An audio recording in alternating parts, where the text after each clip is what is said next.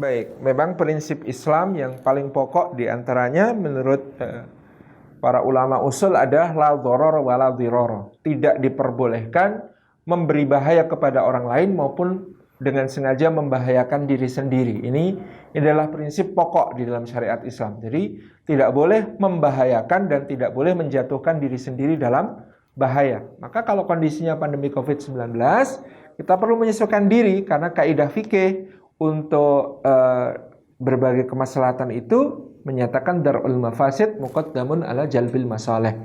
Ya, mencegah terjadinya mafsadat, kerusakan itu selalu didahulukan dibandingkan dengan meraih kemaslahatan-kemaslahatan yang ada.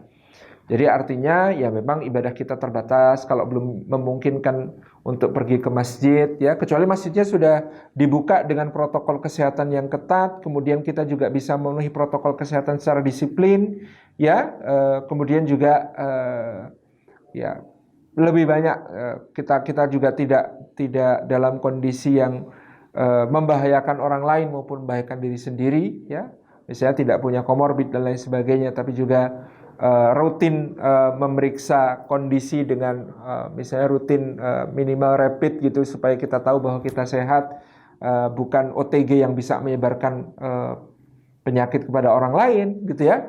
Maka ya dengan syarat dan ketentuan tersebut tentu boleh ke masjid, meskipun juga mungkin tidak selalu, artinya sesekali ke masjid gitu ya, untuk merasakan syiar Ramadan yang semarak.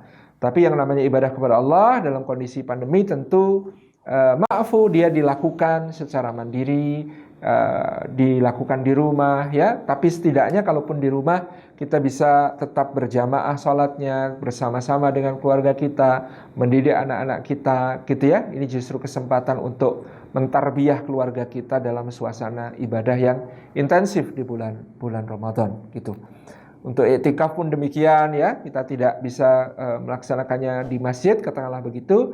Kita juga mengupayakan misalnya kita mengkhususkan musola rumah kita, bisa digunakan untuk banyak bertafakur, bisa digunakan untuk banyak membaca Al-Quran, bisa digunakan untuk banyak berdoa dan berzikir. Demikian. Wallahu a'lam bishawab.